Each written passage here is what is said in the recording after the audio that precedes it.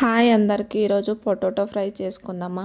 పప్పుచారు చేసినప్పుడు కానీ ఏదన్నా రసం పెట్టినప్పుడు ఇలా పొటాటో ఫ్రై ట్రై చేయండి, చాలా బాగుంటుంది.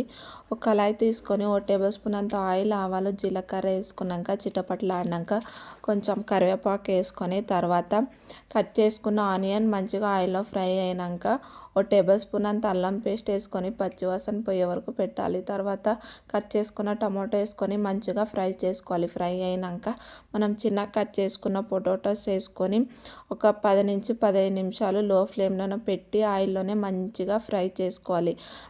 మధ్య మధ్యలో తీస్తూ కలుపుకుంటూ ఉండాలి, లేకపోతే అడుగు అంటుకుంటుంది. మంచిగా ఫ్రై అయినాక దాంట్లోకి రుచికి తరపడంత కారం, కొంచెం పసుపు, కొంచెం ధనియాల పొడి, గరం మసాలా వేసుకొని దాన్ని మంచిగా కలుపుకొని ఒక చాయ్ గ్లాస్ అంతా వాటర్ వేసి మంచిగా ఉడకనివ్వాలి. కారం అదంతా ఉడకాలి కాబట్టి ఒక గ్లాస్ అంతా వాటర్ వేసి ఒక 2 నిమిషాల వరకు మంచిగా ఉడకనివ్వాలి.